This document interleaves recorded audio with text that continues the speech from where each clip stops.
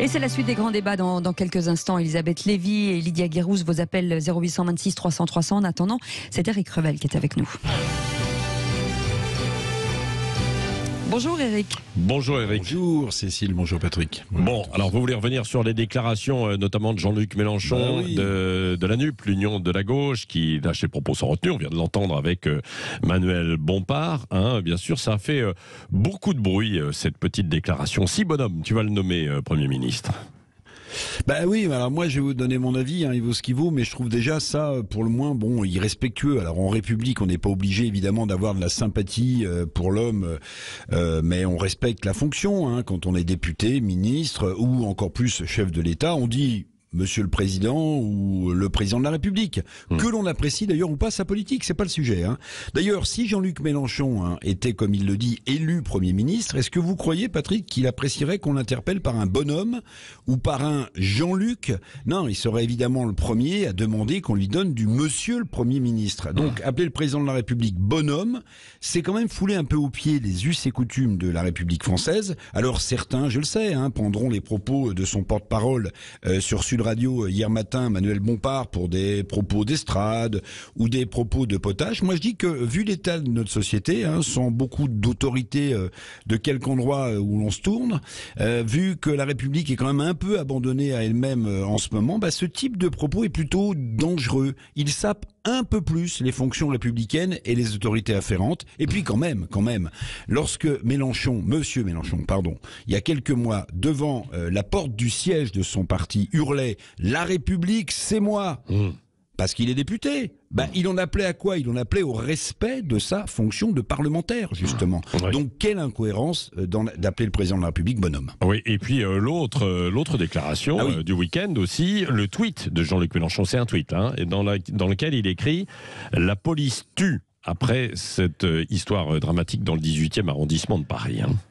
Oui, ce tweet après ce fait divers où une femme a perdu la vie, après que des policiers aient ouvert le feu visiblement parce que le conducteur de la voiture qui était sans permis et en semi-liberté quand même, n'aurait pas voulu obtempérer.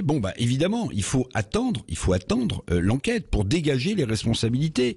Du calme, c'est normalement le fil conducteur d'un homme politique. Non. Mélenchon, lui, il attend pas. Il tweet.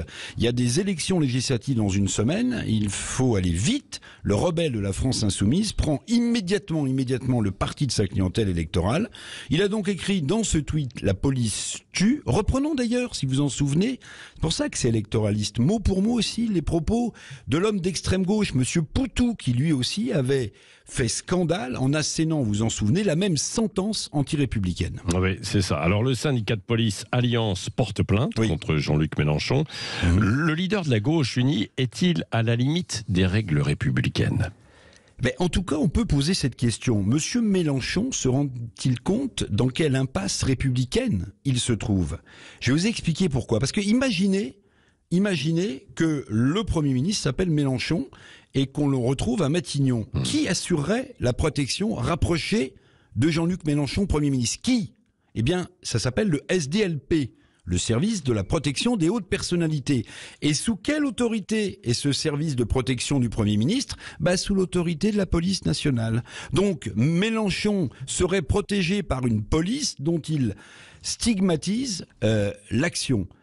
À force de jouer la provocation électoraliste, Mélenchon bascule dans une incohérence coupable. On ne peut pas vouloir être Premier ministre et marcher sur les valeurs de la République. La République ne mérite ni tous ces propos excessifs, me semble-t-il, qui laminent jour après jour, ni toutes ces manœuvres électorales qui l'affaiblissent sans cesse. Et évidemment, ça fait beaucoup réagir sur les réseaux sociaux. On aura d'ailleurs encore un nouveau débat tout à l'heure aussi à 9h30 avec la question que nous posons. Le syndicat Alliance a-t-il raison de porter plainte contre Jean-Luc Mélenchon après son tweet sur le groupe factieux, entre guillemets. Et là, vous répondez oui à 68%. C'est simple. Et il y a énormément de réactions. Et on va vous entendre également au 0826 300 300 et de continuer d'en débattre avec Lydia Guérouz, Elisabeth Lévy, Éric Revel. Et au 0826 300 300 qui est avec nous. C'est Simon qui est avec nous. Bonjour Simon. Bonjour Simon. Oui, bonjour. J'ai plaisir encore pouvoir échanger avec vous. Oui. Bon, je viens entendre la rubrique d'Éric Revel. Hein. Oui. Et cette fois-ci, je ne les présente pas, c'est fait, puisque ce n'est plus d'actualité. Oui, c'est vrai. Oui. Voilà, non, je me permets d'un sourire. Bon, simplement, évidemment, M. Mélenchon n'est pas une contradiction près, mais bon, je dirais qu'à la limite, sans stigmatiser sur ce personnage qui est plutôt, je veux dire, qui cherche tous les excès pour choquer les esprits et même mentir, je vois que c'est maintenant un peu la règle absolue pour tous les hommes politiques. Le président de la République, le premier, quand vous parliez de respect des règles républicaines, c'est le premier quand même qui montre l'exemple. Bon, après, qu'on se plaigne pas trop des dérives verbales des uns et des autres. Hein. À vouloir, je veux dire, moderniser les choses, on en devient, mais un peu comme de toute façon dans la société en général, on devient à respecter des règles de vie, des règles de courtoisie, de savoir-être, de savoir-faire. Ouais. Bon, donc... Je suis pas surpris. Je suis déçu. On détruit tout. On va sous le prétexte de reconstruire, on reconstruit rien. Je sais pas. J'avoue que j'éprouve une inquiétude et je pense qu'elle est partagée aussi par vos deux présentatrices également, puisque alors Elisabeth Lévy, Lydia Guirous, bien sûr. Est-ce que quelque part, c'est comme le disait Éric, Lydia, c'est-à-dire qu'à un moment donné, là, il n'y a plus de règles, quoi. Il y avait un certain nombre de règles où on fait attention. C'était pas des règles établies qu'on appelle non, mais c'est règles écrites. Bien sûr. C'est des règles, si vous voulez. Des us et coutumes républicaines. Oui, c'est ça, c'est républicaine, quoi. Oui, bien sûr. Et ça manque, je trouve. Et ensuite, Elisabeth, oui. Je trouve que ça manque à la parole publique. Là, on a Jean-Luc Mélenchon et ses crises, quand notamment il avait dit la République c'est moi, et ça encore ça va, mais il s'en était pris aussi à des journalistes. Là, la police tue. Bompard qui parle de bonhomme en parlant du président de la République. Qu'on aime ou qu'on n'aime pas le président de la République, on n'en parle pas comme ça. Et puis ensuite, ce seront les mêmes qui se plaindront en fait de la défiance des Français vis-à-vis du personnel politique, de la montée de la violence contre les personnes publiques et notamment les parlementaires et les élus. Et ça dénote, je trouve effectivement un recul dans ces traditions. Enfin, c'est une courtoisie républicaine qu'il faut avoir. On a des adversaires politiques, on n'a pas des ennemis, on les traite avec voilà, on peut avoir des mots très durs, des formules très dures, mais pas tomber dans de telles vulgarités. Et là, j'ai l'impression que c'est parce qu'ils ont un certain électorat qu'ils cherchent, eh bien, ils sont tellement dans le mépris de cet électorat, ils considèrent que cet électorat est dans la vulgarité. C'est une surenchère électorale. Oui, mais même ils considèrent que cet électorat populaire aime la vulgarité, aime les gens qui parlent de manière aussi familière et aussi crue, et donc ils s'expriment de cette façon-là. Moi, je pense qu'ils se trompent, et je pense surtout que c'est un manque de respect pour cet électorat qu'ils ciblent. En tout cas, jusqu'à présent, il y a d'autres leviers plutôt eu des résultats. Oui, parce qu'ils sont dans d'autres. Il y a d'autres leviers, mais c'est pas cette façon de parler qui. Oui. Elisabeth Lévy. 2 points. D'abord, pour aller un peu dans le sens de ce que vient de dire Lydia, mais sur un autre plan, c'est-à-dire, je crois qu'il se trompe aussi quand il croit flatter les quartiers populaires en tapant sur la police, parce que il y a dans ces quartiers une demande d'ordre qui me semble très partagée, et je crois qu'ils aimeraient bien voir plus de police. Alors il y a une frange, effectivement, il y a la racaille, il y a les militants, il y a les assos qui agitent un peu tout ça, les violences policières, certains avocats comme celui qu'on a entendu qui semblent beaucoup plus préoccupés de violences policières que des agressions contre la police, mais je ne crois pas qu'on flatte les quartiers comme ça. Et pour ce qui est d'insulter l'adversaire, un seul mot, je pense quand même que ça vient, alors évidemment, Mélenchon est tout à fait responsable de ses propos, mais ça vient aussi de la transformation du débat public en concours de morale. Parce que si votre adversaire est un salaud, s'il est mauvais moralement, si vous voulez, vous n'avez plus à lui parler, vous n'avez plus à l'écouter, vous pouvez lui cogner dessus et le traiter de tous les noms. Et ça, quand même, c'est quelque chose qui vient d'un peu plus loin et dans lequel la gauche a toute sa responsabilité, je dirais, puisque d'ailleurs, elle avait inventé la gauche morale. Voilà. Cela dit, j'applaudis au propos de mes 2 camarades. Oui. Allez, on va continuer continuer dans un instant. Vous n'êtes peut-être pas d'accord avec ce qui vient d'être dit par Lydia Guérousse, Éric Revel et puis Elisabeth Lévy, ainsi que notre auditeur Simon qui était avec nous. 0826 300 300, vous avez la parole. Et puis tout à l'heure, on y reviendra aussi, mais d'une façon plus générale, cette fois-ci en recevant des policiers et l'avocat aussi du syndicat Alliance sur... la légitimité de la police et ses oui, missions. c'est ça. Et voilà, c'est ça. Et puis après, est-ce qu'ils vont trop loin ou pas? Comment le sentiment d'un certain malaise aujourd'hui? Nous verrons ça de 9h30 à 10h et vous pourrez bien sûr aussi réagir. 0826 300 300, il est 9h17. Le Grand Matin Sud Radio, 7h-10h, Patrick Roger, Cécile de Ménibus. Et c'est la suite des grands débats. Nous sommes toujours sur le tweet de Jean-Luc Mélenchon. Ce matin, avec vos appels au 0826 300 300 et Anne-Marie qui est avec nous ce matin. Bonjour Anne-Marie. Bonjour Anne-Marie. Bonjour à tous les deux. Comment ça va Anne-Marie? Eh ben ça va, il fait gris, mais bon, tant pis, hein. C'est comme ça. Bah oui, non mais alors il faut de la pluie en même temps, oui. donc oui, parce que il en vraiment, fallait. Alors le problème c'est. On n'a pas eu de pluie. Oui, non, vous êtes où précisément? À Sparin, à 20 km de Bayonne. D'accord, oui, c'est vrai, il n'a pas plu suffisamment. Un petit peu au-dessus, il y a eu des orages ce week-end qui ont commis, il y a eu beaucoup de dégâts. Bon, revenons à nos moutons. À Jean-Luc Mélenchon. Je sais que ça fait beaucoup réagir. La police tue. Il y a eu des renvois entre politiques. Cette déclaration a pris un tournant politique. Qu'est-ce que vous en pensez, vous? Et c'est consécutif à cette affaire des tirs mortels de policiers ce week-end. Il faut rappeler quand même qu'il y a eu un mort, bien sûr, en l'occurrence, bien sûr. Et peut-être deux. Oui, et peut-être deux, avec l'autre personne, quoi. Et quel est votre sentiment, vous? Alors, moi, je vais vous dire. Alors, je vais essayer de répondre. Vous m'interrompez pas, parce que sinon je vais perdre le fil. Oui. Alors, moi, déjà, au départ, je suis fille et nièce de militaire, petite fille de gendarme. Donc, le respect, c'est une valeur prioritaire. D'accord. J'ai toujours soutenu Jean-Luc Mélenchon, mais je pense que maintenant, beaucoup en ont marre de ces incessantes critiques contre les forces de l'ordre, qui d'abord le desservent et desservent toute la gauche. Mais la police, censée nous protéger, à présent fait peur, car ne trouvant comme moyen de défense que de tirer sur les gens, plutôt par exemple que sur les pneus, et tuer, tout ça par exemple dans cette affaire pour une ceinture de sécurité, c'est quand même grave. Et ce n'est plus de la légitime défense pour moi que tirer 9 coups de feu plusieurs fois. Ça s'appelle pour moi de la non-maîtrise de soi et de son arme. C'est grave, inquiétant pour tous les Français. Et pour terminer... Je ne suis pas pour la révocation des policiers, mais plutôt l'urgence d'une solide remise à niveau de formation. Et ça, comme Alliance par exemple, qui ferait mieux de balayer devant sa porte avant d'attaquer Mélenchon ou qui que ce soit, c'est le rôle des syndicats et qui se posent les bonnes questions. Qu'on mette aussi aux manettes, parce que ça vient quand même aussi de là-haut, les fautes viennent des préfets et du ministre de l'Intérieur, qu'on n'a ni efficace ni digne de confiance. Voilà. Donc moi je suis ni pour l'un ni pour l'autre. Non, mais on comprend, vous voulez remettre les choses. Alors c'est vrai qu'il faut mettre un petit peu de cadre aussi dans cette affaire et dans ce qui s'est passé.